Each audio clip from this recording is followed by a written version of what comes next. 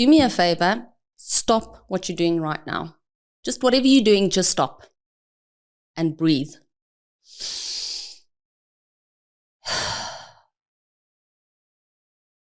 That moment that you just felt, that pause, that's what this podcast is about.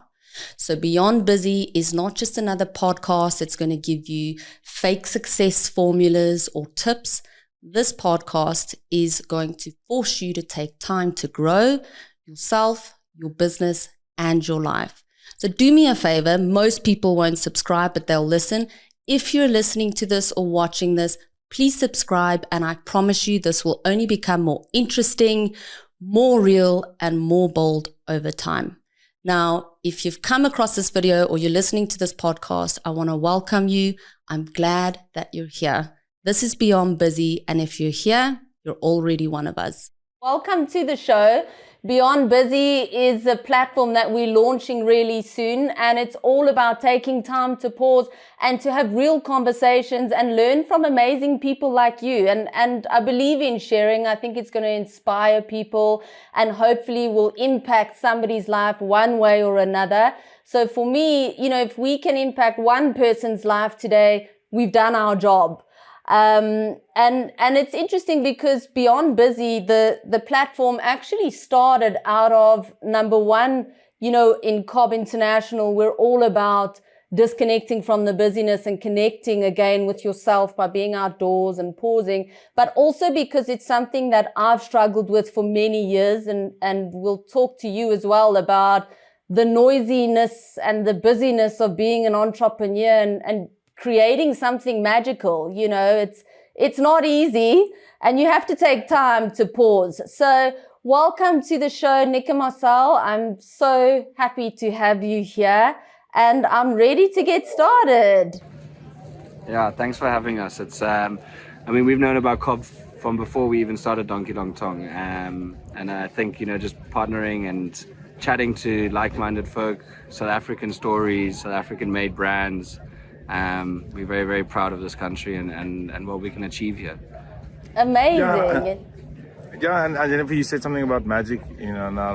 I think it's important that you have to also believe in magic to make magic. In a certain sense, and that kind of means you need to have almost a certain level of ignorance. You need to be willfully ignorant in a certain degree, because if you were just acting logically and rationally, you would never start a business. You would never do any of that, because it actually doesn't make sense. But in hindsight, you can be happy and you can feel rewarded for the effort that you do. I think those moments of magic that Marcel was also chatting about comes in those moments of pause. Like you were mentioning as well. When you follow that logical train of work, you sometimes lose sight of where you're going. And those moments to pause and again, sitting around a fire, really creates those moments of magic. We say it's like forced meditation.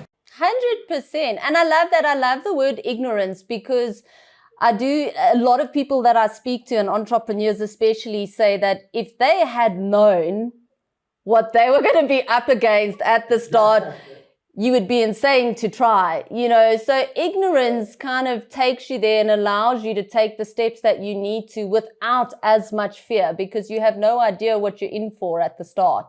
And that's what's fun, you just watch as it unfolds. So tell me. Yeah, and managing your expectations, if you don't expect the world, then anything is going to be a pleasant surprise, So I think it's just your attitude determines a lot more than maybe motivation or determination, because that kind of things, they fade, like when life's long, and then one day you don't feel like doing that, or you don't want to get out of bed, or you don't want to, when motivation and discipline kind of wears out, it's kind of almost our deep, selfish is not exactly the right word, but doing things for yourself, doing things that you love from a genuine place of interest and curiosity and satisfaction, that's got longevity. If you're doing, you can't really make others happy if you're not happy, and if you're not doing stuff for yourself, you're not going to make yourself happy. And so you may be then living a life of what's the word when it's not genuine? It's the opposite of genuine. Authenticity, ingenuity. Yeah. Inauthentic is the word. Inauthenticity. It's so interesting because I can hear that you've been through that journey. You know, people that can speak the way you do have been through the troughs and have had to go through that journey to get to where you are. So tell me about, I mean, so Donkey Long Tong, firstly, what a cool name and what a cool brand. I love the products. I think what's so magical for me is that you've taken something that already exists in the market. And it's important that I say this because I think a lot of entrepreneurs don't want to start a business because they say the market's saturated or that already exists. But you've taken something that already exists and just a slight iteration and innovation within that process has created something that is so unique and different to what's in the market. So, you know, your product truly, truly stands out. So tell me about this night. Take me back to that night where you were around the fire. Who was there? What happened? You had no signal. I see you had burnt fingers. Tell me how this idea was born, and let's take it from there. The first fire was actually not that fire. The first fire was about 3 years before that. And we were actually on our balcony with a little kettle braai. And we were braaiing. Well, Simone was actually braaiing. Like you said, she does most of the work. So she was actually braaiing, and I was standing next to her, and she did the classic thing that every other South African and actually everybody around the world's done before. They burnt their hands braaiing. You know, this is not a new problem. This is a problem we've faced forever. And she went out, and she's like, somebody really needs to make a longer tong. She looked at me when she said that, and I looked at her and I said, it can't just be long, it needs to be, and I don't know if you do beeps and stuff, but this is legit, this is authentic. I said, no, it needs to be a Doos Long Tong. And that's a very South African word, that's so funny. And so Doos, in my sense of being an Englishman, is very much an adjective of something that needs to be ridiculously long. Excessively long. Yeah. Unnecessarily long. And then Doos Long Tong became this crazy inside joke for 3 years. And that sparked something, that just was built and built and built, and it started just with our immediate little friend group, and then it extended to the dinner tables, and I wasn't necessarily the most popular English guy at the Afrikaans dinner table with all the tannies, and I'm saying Doos, and they're like, yeah man, you can't say that. And then it grew up more and more and went past our families and past our friends, and then this Doos Long Tong became this almost mythical legend that never existed. And I'll let Marcel kind of take over. Yeah, and I mean that's so. Thanks, Jennifer. You know, you're giving us a lot of credit here for coming up with this plan. You know, but we'll get into the detail, the meat of the story here. But I think the overarching thing that's important to remember here is that we really stumbled upon this journey. You know, we never sat down and sketched out a grand vision. That never happened. You know, we honestly just following our feet. And then just seeing what's ahead of us, you know, immediately, you know, let alone tomorrow and the day after and a month from now, really thinking about what you're doing in the next hour and the next, you know, few hours maximum, just to get done what's right in front of you. Yeah. And that's really brought us to where we are today. So, and even that's the evolution of our products that we make, because we've got the Long Tong and we've got a few other products now that we'll also get into later, but they kind of like reveal themselves as opposed to us discovering them, you know. Or maybe we did discover them, but we didn't create them. We kind of just discovered them. I mean, like everything is kind of born from problems, right? I mean, we were frustrated with certain things around a fire, and we ended up, evolving into creating products that solved our problems, and by happen chance, everybody else's problems. But back to the balcony in Greenpoint where we barbecuing, and that sparked this joke and this idea. Barbecuing, yeah. Yeah, for the English folk. For the US and UK. Yeah. So we were on the stoop. My wife burned her hands.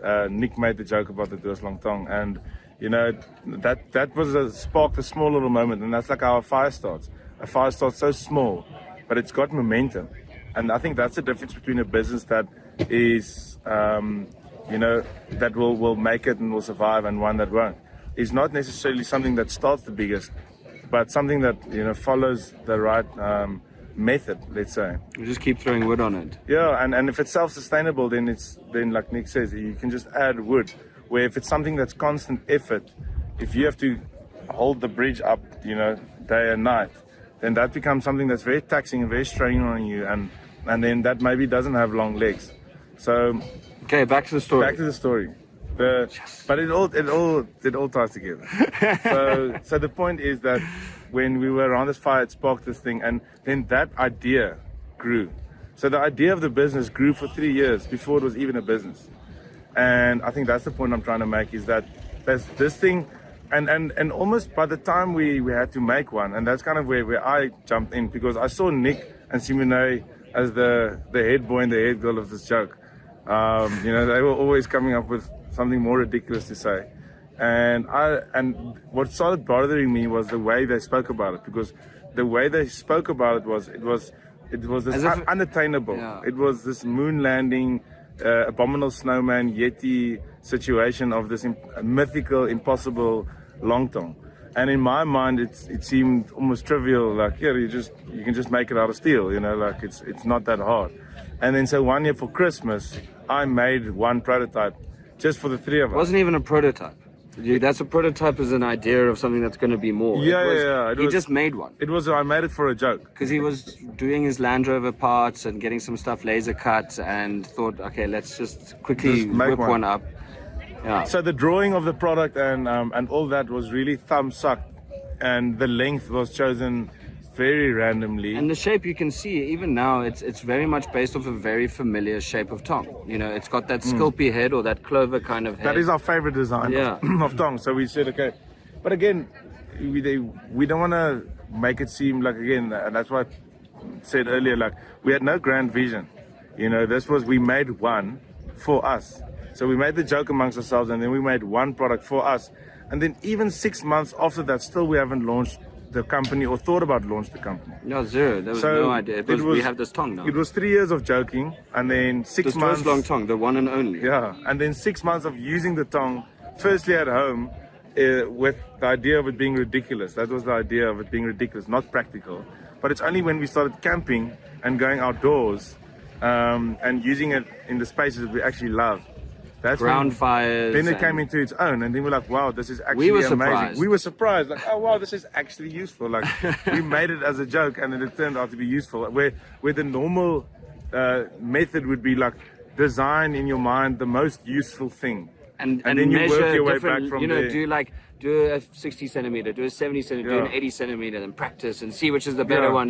This was just, let's make something ridiculous and as a joke, and then, oh wow, it's actually useful. So, and because we go camping quite a lot, and we go overlanding, and we're constantly in situations where we are operating a ground fire more so than like a kettle braai or a smoker or something. This became extremely useful, and so much so that we had a lot of other nosy campers poking their head around the bush and going, where did you get that long tong? Where did you get that long tong? Well, that's the thing, is it stops people in their tracks. I think one of the things it's a head turner for sure. When I first came across your brand, honestly, the first thing I thought is, wowzers, that's a ridiculously long tong. And I we think thought the same. That's how we designed it. and I love that, because absurdity is what breaks through the clutter. And I think that's, from my perspective, one of the most critical things that has helped you become so well known so fast, is because you've done something completely absurd. You haven't followed the norm, and actually it's extremely practical and useful, and it really solves the problem. I mean, that's an accident. That's an accident. And that's what's so awesome. Yeah. And I mean, like, just touching on that, the absurdity, and I think for anybody who's inspired to go and create a product and stuff, I mean, first solve your own problem. No point solving other people's problems, otherwise you're not going to be invested emotionally or passionately behind it. But the other thing is that when you do create something ridiculous, like you said, when you first saw it, your immediate thing, and you're not the only one, is that this is a ridiculously long tong. Is you have to be so careful in not being seen as a gimmick. And for us, to go into like gift shops that sell these whoopee cushions and fart pillows and whatever, that wasn't the thing. But it so could have easily gone in that direction because of its absurdity and its like ridiculousness. But the functionality, so we really pushed the functionality of it. But again, yeah, so going back to the story, people are now poking their head around the bush saying, where did you get that long tong? Where did you get that for 6 months? Where did you get that long tong? And we never thought too much of it. And then at one point... So people almost begged us to start Yeah. a business. That's kind of a good way to say it. Like, because for 3 years, it was just talking shit. And then 6 months of us using it, for our own pleasure. And then it was constantly being inundated by other people, where to buy that. Yeah. And that ultimately also sparked another train of thought. We said, maybe we should just do something. And also not something grand. Let's just make a few for our friends. We've got a few people that might want to buy. But I mean, at that stage, I had my line of work. Nick had his line of work. My wife had her own business. So we weren't looking to start something new, again. Yeah. So all of this, we really feel like we stumbled upon all of it. And I think, people always talk about these like COVID babies and these COVID ideas and these COVID, businesses that started out of COVID and stuff. And I think that better said would be that people had a moment to pause. And I think that allowed us to actually reconsider things and rethink things, Before that, you were just 9 to 5, go, head down and go. The years clocked by. We were all forced to pause. And when you pause and you let the dust settle, you can sometimes see a little clearer. And for us, we just went camping more. And we sat around more fires. And it allowed us to do that. And anyway, so now back to the story. We've got a product called Donkey Long Tong, which it's like it wasn't exactly what's Not a sellable product. product in terms of the name. It we always needed some refinement. Let's say. Woolworths would never stock a Donkey Long Tong. That's not going to happen. Yeah, we said that a lot. And anyway, so then we were kind of on the hunt for a name. Yeah. And then Became DLT. It was like a baby without a name, and we were like, he. We know what Inside D joke. stands for. No one else knows what Yeah. D stands for, but it just didn't have any gravity to it. It was just.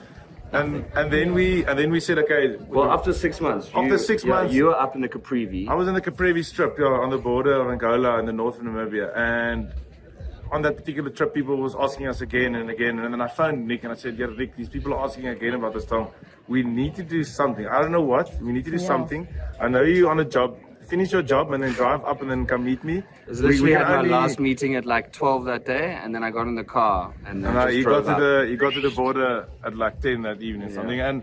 But it's just some questions you can't answer in the clutter of everyday life. You need to go and answer a question Pause. like that where you've got a moment to actually consider, and you get a much better answer. Yeah.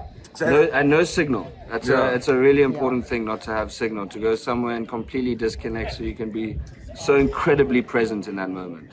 And then so we took a moment, and then we were with stars in our eyes. We were like, okay, cool, let's go into the Richtersveld National Park, which is Very like tough terrain and not an easy place yeah, to it's get a very to. rough and rugged area. We love it there, and which is perfect for our tongs, And then we were chasing a little bit too fast, We definitely were going on way too fast. Well, we were going to be late for the gate, and they closed the gates to these reserves. So, At sunset, and we didn't want to yeah. sleep outside the reserve. We don't want to go all that way and then drive 10 Simone hours. was with and- us as well, and So we had to make it. So we kind of just as fast, as safe as possible. We were trying to make it to the was gate. not safe. Anyway, so we're going in these mountain passes, and it's beautiful landscape. It's jagged mountains going up and down hundreds of meters, and from the front, out of nowhere, and you have to understand we're in the middle of nowhere. We 100 kilometers from nowhere on the way to somewhere Nowhere. else, which is also nowhere.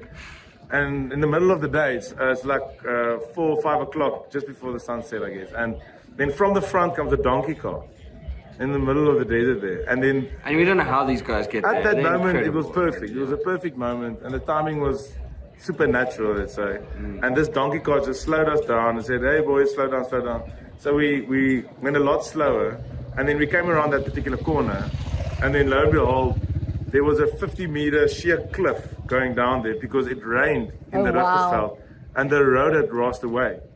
So that donkey cart slowed us down before we came around that bend. We would have gone flying. Two You know, little we see Land Dukes of Rovers. Hazzard. They would have made a sequel.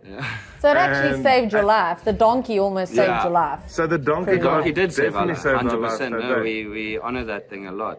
And then that night at camp, we were like, yeah, we're all looking for a name, and DLT starts with a D.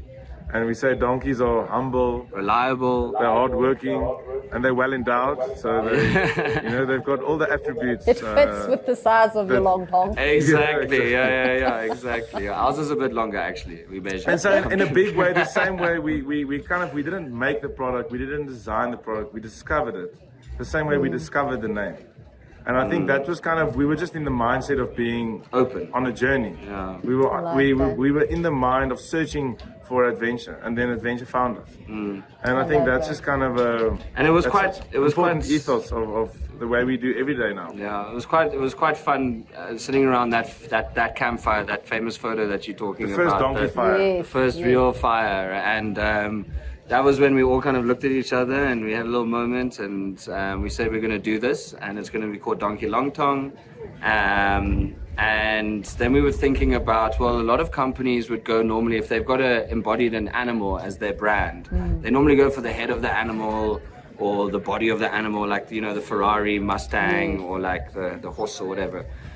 And we decided we wanted something a bit more meaningful, and we were looking around, and you look at all your footprints in the sand and your tire tracks and the animal spoor and stuff, and you realize that's all that's left. That's all that's left after someone goes through space and adventures.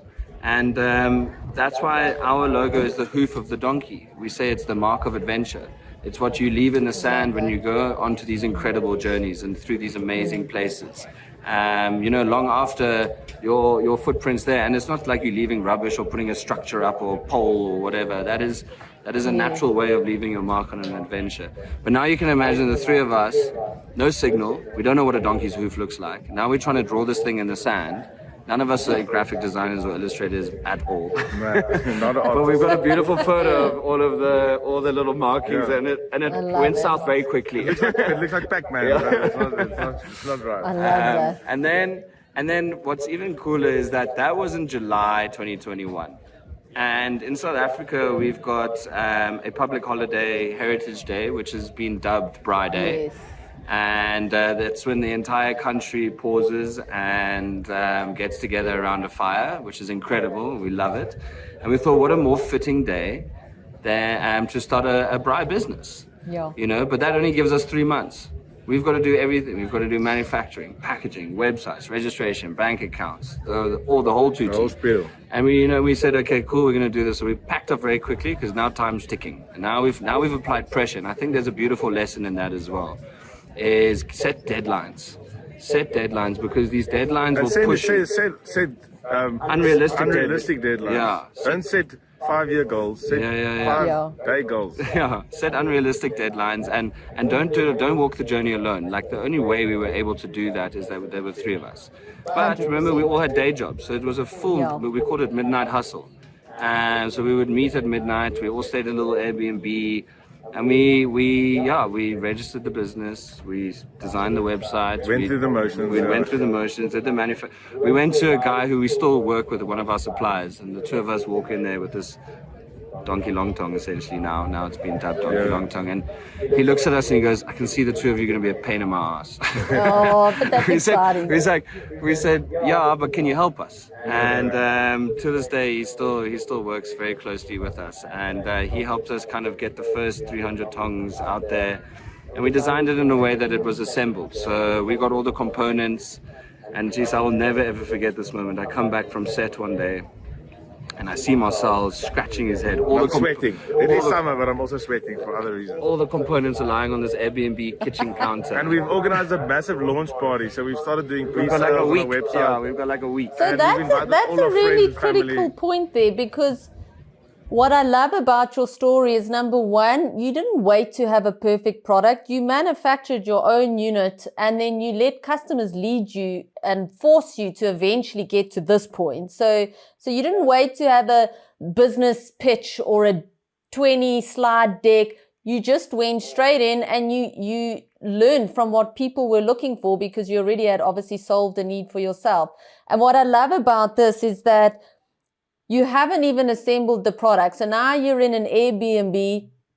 You have you have to assemble 300 units. You've already And nothing pre-launched. works. And So it's now a nightmare, all the yeah. components come together and nothing fits together. And It's Marcel's too scratching long, his it's head. too And short, he's, it's too fat. It's so too now we're fat. all literally in each individual component. We hand sanding, and it was yeah. And it we was really absolute actually don't know what chaos. we're doing. We're sanding, but we don't know why we're sanding. Yeah, yeah. We think Something has there's a to chance, maybe if we sand it, maybe. but you know, and so like they say, it takes 10,000 hours to become an expert at something, you know. And There's a and for nice us- little post on our Instagram which got some of these videos from those nights of sanding things and stuff. So you must go check it out. And we didn't have any power tools, so we just used hand sandpaper and hand Files and Yeah, it little was just pliers, struggling. But yeah. and Eventually. and now with hindsight, when we look back at those videos, if we could step into the room and just help ourselves in that moment, it would take minutes. You know, these aren't difficult problems to solve, but you need to go through some pain and suffering to discover the I solutions. mean, when we got our packaging, we were convinced it would take 2 people to fold the box. because it's so long. Yeah, but now yeah. somebody does it in like a second. So yeah. So you managed to amazing. get them done that night, if I'm correct, or at least Well, a few you nights, a started. few late nights. So it was a week before the launch, and we managed to get them all together. And the Tower of Tongs. yeah, we wrapped them and packaged them, and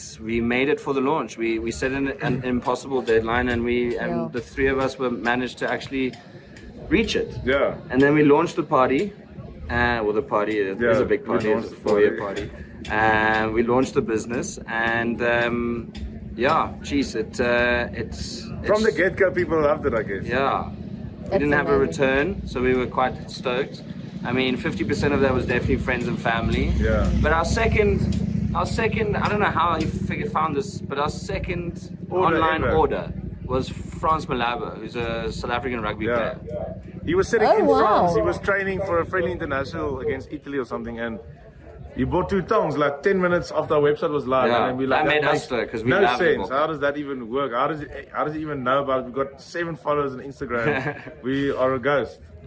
But you know, I think what we really did to allow the launch to go so smoothly is we really put a lot of effort into our back end systems, and I think that's super important as well. So our website was robust but super simple. It was a landing page.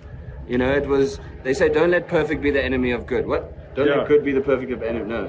Perfect is the enemy of good. Yeah, something like that. Progress over perfection is the name of the game. Exactly. And Yeah. so we just had a landing page with this. We didn't even have a Tong by then when I made the website. So it was just this 3D Render. Yeah. render of this massive Tong that just scrolled up the whole screen, and at the bottom it said buy now. That was it. And then we plugged it into a fulfillment system. So as somebody bought it, they got email notifications. The couriers were notified. We got a Weibo printer sticker thing, stuck that thing on. That was crucial. Yeah. Super crucial. So it wasn't. That's the first thing we actually bought for the business was a Weibo printer. There was no stumbling really after launching. We decided we want to be lazy. That's what we decided. And to be lazy, you Find good systems. You have to optimize stuff. Well, You I know, love so that because I think essentially I see a lot of businesses come into snags when something so simple on the selling machine, which is your website or your online funnel, paid marketing, checkout, whatever it is, something so slight can be broken. And a lot of people give up without diagnosing the selling machine. You know, you have to treat it like an experiment. Where's it going wrong? What's missing? Why are customers falling off? And if you ask those questions and you make sure that your selling machine is top notch, your job becomes a lot easier. And I think you know, you can either focus on trying to solve all the problems, or you can double down on everything that's working. And if you now spend all the time trying to solve all the problems, you might be missing what's working. And you know, the big things is that your customer is king. You need to make sure that their journey from seeing your brand to purchasing the product, to receiving the product, to using it, to opening the product. The packaging is also crucial. People don't think about that. You know, we have something called a 3-stage unboxing experience. You unwrap, you unsleeve, and you unbox. And there's jokes everywhere, and there's, you know, it's like a chappies. You open it and there's did you knows, and you know, it's highly interactive. So there's already an experience with the product. So you've primed your customer before they've even touched the product. And now that you've primed your customer, they now receive this product, they're in a good mood, they're laughing, they're having a good time, the jokes are great, and now they've got this incredibly built, beautifully designed, ergonomic, high quality material product in their hand, and they're probably the only one in the room that has it. So now they also feel great about themselves. And then the feedback that you get from them, you know, if you're getting a 5-star review, thank that person. You know, don't just like it. Double down on what's working, more so than like head down trying to fix every single problem. 100%. And I think two things there that stand out is, number one, you are very connected to your customer. It's something that we feel strongly about as well. You know, our product development is led by customers. It's not ideas, like you say, that come from you. And I think a lot of the time you have entrepreneurs that think their idea is great, but it has nothing to do with what customers actually need. So I think from your perspective, you're so in tune with